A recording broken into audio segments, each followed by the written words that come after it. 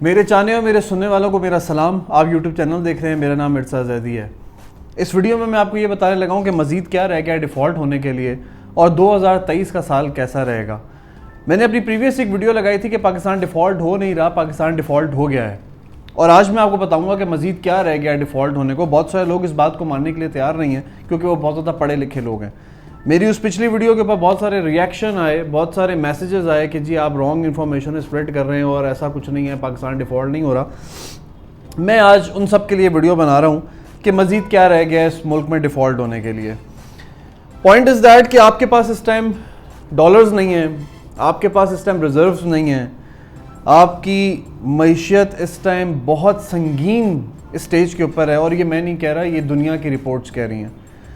Technical तौर के ऊपर आप डिफ़ॉल्ट हो चुके हुए हैं, लोग इस बात को मानने के लिए तैयार नहीं हैं। दो तीन चीज़ें बड़ी इंपॉर्टेंट मैं आपको बताता हूँ कि 2023 का साल कैसा होगा। 2022 पाकिस्तान के लिए एक बहुत अजीब व गरीब साल रहा है। इस साल ने पाकिस्तान को बहुत ज़्यादा डैमेज किया है।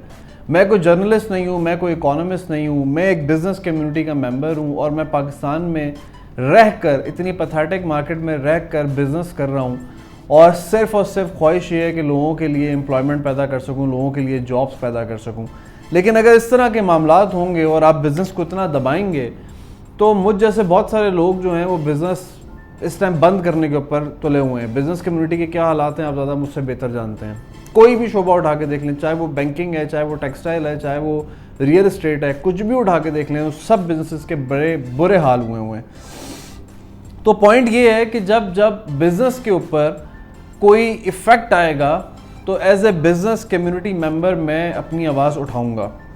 और बिज़नेस के बुरे हालात होने की सबसे डायरेक्ट रिस्पॉन्सिबल होती है गवर्नमेंट, क्योंकि गवर्नमेंट और इकोनॉमी इन दोनों का बड़ा इंपॉर्टेंट रिलेशन होता है। गवर्नमेंट की रिस्पॉन्सिबिलिटी होती है इकोनॉमी को बेहतर करना, और जब गवर्नमेंट अपनी इस रिस्पॉन्सिबिलिटी को नहीं निभा पाती तो जब इकोनॉमी बुरी होती है तो ऑटोमेटिकली पूरा निज़ाम बुरा होता है। हर बंदे की बाइंग पावर जो है वो ख़त्म हो जाती है और बिजनेसेस जो हैं वो बुरे से बुरे होते चले जाते हैं। काफ़ी अरसे से टेक्सटाइल मिल बार बार गवर्नमेंट को कह रही है कि भाई हमारे ऊपर तवज्जो दो, हम बहुत खसारे में जा रहे हैं, हमारे ऊपर तवज्जो दो, हमारे बड़ी मुश्किलात हमारे लिए बढ़ रही हैं। लेकिन गवर्नमेंट को कोई फिक्र नहीं थी और अनफॉर्चुनेटली उन्होंने ये फैसला कर लिया है कि हम टेक्सटाइल मिल्स बंद कर रहे हैं। अगर पाकिस्तान की टेक्सटाइल मिल्स बंद हो जाती हैं, तकरीबन 7 लाख लोग हैं जो अनएम्प्लॉयमेंट हो जाएंगे। उस अनएम्प्लॉयमेंट लोगों का, बेरोज़गार लोगों का गवर्नमेंट के पास कोई प्लान नहीं है, तो इसके ऊपर कोई तवज्जो देने को तैयार नहीं है और वो अपनी टेक्सटाइल मिल्स बंद कर रहे हैं। 2023 भी ऐसा ही गुजरेगा। 2023 में कोई दूध की नहरें नहीं बहने लगीं। उसकी वजूहात ये हैं कि जो इकोनॉमी के हालात हैं इस टाइम, डॉलर तकरीबन 300 पे जाता देख रहा हूँ मैं, 250 पे भी डॉलर इस टाइम मार्केट में अवेलेबल नहीं है। और तकरीबन जो आपका गोल्ड है उसको मैं 2 लाख पे जाता हुआ देख रहा हूँ। पॉइंट ये है कि मैं बहुत अरसे से एक चीज़ को बार बार पॉइंट आउट कर रहा हूँ और ये मेरा स्टैंड पॉइंट है। May be I am the most wrong person in this world, लेकिन ये मेरा स्टैंड पॉइंट है कि मैं आने वाले टाइम पे पाकिस्तान में पेट्रोल का बुरहान देख रहा हूँ। उसकी वजह ये है कि आपके पास डॉलर्स ही नहीं है क्रूड ऑयल ख़रीदने के लिए। तो जब आप परचेज़ ही नहीं कर सकेंगे पेट्रोल तो आप किस तरह इसको जो है वो पूरा करेंगे? आप नहीं कर पाएंगे। तो आने वाले टाइम के ऊपर मैं बार बार अपनी वीडियोज़ में बात कह रहा हूँ कि मैं आने वाले टाइम के ऊपर पेट्रोल का बुरहान देख रहा हूँ। ऑन दी अदर हैंड मज़ीद क्या रह गया डिफ़ॉल्ट होने के लिए कि 2018 से जो लोग गवर्नमेंट सेक्टर में अपॉइंट हुए उनकी पेंशन ख़त्म, फिनिश, आपको पेंशन नहीं मिलेगी, उनको मेडिकल भी नहीं मिलेगा। मज़ीद क्या रह गया डिफ़ॉल्ट होने के लिए कि आपके पास डॉलर नहीं है मार्केट में। मज़ीद क्या रह गया डिफ़ॉल्ट होने के लिए कि आपकी बिज़नेस कम्युनिटी तबाह बर्बाद है, टेक्सटाइल इंडस्ट्री बंद है, रियल इस्टेट बेड़ा गर्क है, कंस्ट्रक्शन इंडस्ट्री बेड़ा गर्क है, मार्केट प्राइसेस 40% 2022 में बढ़ गई, लोगों की बाइंग पावर कम हो गई, अनएम्प्लॉयमेंट हद से ज़्यादा बढ़ गई, इन्फ्लेशन हद से ज़्यादा बढ़ गई। मज़ीद क्या रह गया डिफ़ॉल्ट होने के लिए? और अभी आपको पता लगेगा जब आपको अभी एक महंगाई का और फेज़ देखने को मिलेगा। IMF की बड़ी सख्त शराइत के ऊपर गवर्नमेंट की नज़रसानी है और वो शराइत क्या है कि electricity cost 80 rupees per unit की जा रही है, गैस 100% बढ़ाई जा रही है, आटे का बैग 500 रुपये बढ़ाया जा रहा है 20 किलो बैग के ऊपर, घी 80 रुपये किलो बढ़ाया जा रहा है, चीनी तकरीबन 30 से 40 रुपये बढ़ाई जा रही है। और इसी तरह की जो रोज़मर्रा की एक आम इंसान की जो ज़रूरियात की चीज़ें हैं उसके ऊपर 40-50 रुपये, 60 रुपये, 80 रुपये जो है वो किलो पर किलो जो है वो इजाफा हो रहा है। तो ये आपको पता लगेगा अभी जनवरी फरवरी में, जब एक महंगाई का और तूफान आएगा, फिर आप तब भी कहिएगा कि मुल्क डिफ़ॉल्ट नहीं हो रहा, क्योंकि आप बहुत ज़्यादा पढ़े लिखे लोग हैं। मेरे कुछ लोग हैं, मेरे जानने वाले लोग हैं जो बैंकिंग सेक्टर के अंदर हैं, और उनके साथ मैं बड़ा टच हूँ, और वो ये कह रहे हैं कि लोग अपने बैंक से पैसे निकलवा रहे हैं, लोग अपनी प्रॉपर्टीज़ बेच रहे हैं। कोई ऐसा माहौल बना हुआ है पाकिस्तान के अंदर कि हर बंदा यहाँ से जाना चाहता है, हर बंदा यहाँ पे रहना नहीं चाहता। तकरीबन 7,65,000 लोगों की एक फिगर आ रही थी कि 7,65,000 नौजवान इस मुल्क को छोड़ के चले गए हैं। मेरे एनालिसिस के मुताबिक, मेरी रिसर्च के मुताबिक ये तकरीबन कोई 7.5 लाख लोग हैं, जो मैंने कुछ कंसल्टेंट से डाटा इकट्ठा किया, कुछ वेबसाइट से डाटा इकट्ठा किया, कुछ एम्बेसीज से डाटा इकट्ठा किया, तो ये तकरीबन कोई 7.5 लाख लोग हैं। इससे प्रीवियस ईयर में 2021 में तकरीबन 6.25 लाख लोग थे, और 2020 में ये तकरीबन 6.5 लाख लोग थे। तो तकरीबन ये आप कह लें कि 3 सालों में कोई 17-18 लाख लोग जो हैं वो पाकिस्तान छोड़ के चले गए।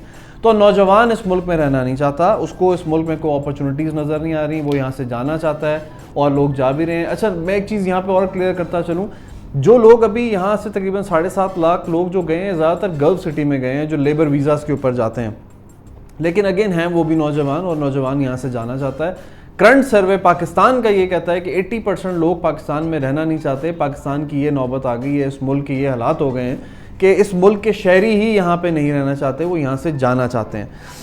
लेकिन मज़ीद क्या रह गया डिफ़ॉल्ट होने को? आप लोग इस बात को मानने को तैयार नहीं हैं। तो खैर, एनी हाउ, उसके बाद जब सवाल ये है कि जब इतनी ज़्यादा तादाद में लोग यहाँ से चले जाएंगे, पढ़े लिखे नौजवान जब यहाँ से चले जाएंगे, तो इस मार्केट में कौन रह जाएगा, इस इंडस्ट्रीज़ में कौन रह जाएगा? नए लोग जो हैं, जो यंगस्टर्स हैं, वो इंडस्ट्री में आके जॉब नहीं करना चाहते। वेरी गुड, बहुत अच्छी बात है, आप जॉब नहीं करना चाहते, वो फ्रीलांसिंग की तरफ जा रहे हैं, वो ऑनलाइन अर्निंग की तरफ जा रहे हैं। वेरी गुड, बिल्कुल अच्छी बात है, आपका पैसा कमाना हक है। लेकिन पॉइंट इज़ दैट कि सोचने की ज़रूरत गवर्नमेंट सेक्टर्स को भी है, प्राइवेट सेक्टर्स को भी है, कि अगर लोग इस तरफ निकल जाएंगे तो आप किन लोगों को हायर करेंगे अपनी इंडस्ट्रीज़ में, आप किन लोगों के साथ अपनी इंडस्ट्रीज चलाएंगे? जब आपके पास एक यंग टैलेंट ही नहीं होगा इंडस्ट्री के अंदर, एक यंग दिमाग ही नहीं होगा आपकी इंडस्ट्रीज़ के अंदर, तो आप कैसे अपनी इंडस्ट्रीज़ को चलाएंगे? आप कैसे चेंज लेके आएंगे? आप अपने माहौल में चेंज नहीं लेके आ सकते। सो ये सारे फैक्ट हैं, और इन सारे फैक्ट के ऊपर 2023 गुजरना है, जो कि इतना अच्छा नहीं गुजरना। महंगाई का तूफान आप देखेंगे, और अभी रमज़ान आ रहा है, रमज़ान में तो मज़ीद महंगाई हो जाती है पाकिस्तान में, क्योंकि हम लोग माशाल्लाह मुस्लिम लोग हैं, हमने कुरान पढ़ा हुआ है, हमने जो है वो अल्लाह के हुक्म जो है वो पढ़े हुए हैं, लेकिन हमने उसके ऊपर अमल नहीं करना। हम 5 वक्त के नमाजी भी हैं, लेकिन हमने उसके ऊपर अमल नहीं करना। उसकी वजह ये है कि वो एक कहते हैं ना, शहर सलामत रहे, आपका शौक़ सलामत है। तो बस वही बात है कि हवा ही ऐसी चली है कि हर शख्स कहता है कि पूरा शहर जले, एक मेरा घर ना जले। तो हर बंदा लूटने पे तुला हुआ है, हर बंदे की अपनी प्राइस है, हर बंदे की अपनी कोई चेक एंड बैलेंस है नहीं इस मार्केट के अंदर। जिसका जो दिल है उसका मनपसंद रेट है, जंगल का कानून है यहाँ पे। तो ये सारे हकाइक हैं जो 2023 में आपने फेस करने। कोई दूध की नहरें नहीं बहने लगी। बहुत सारे लोग जो मुझसे बार बार पूछ रहे हैं कि सर 2023 की आपकी क्या प्रेडिक्शन है, तो ये मेरी प्रेडिक्शन है जो मैंने आपके सामने रख दी है। तो मज़ीद क्या रह गया है इस मुल्क में डिफ़ॉल्ट होने के लिए? कुछ नहीं रह गया इस मुल्क में मज़ीद डिफ़ॉल्ट होने के लिए।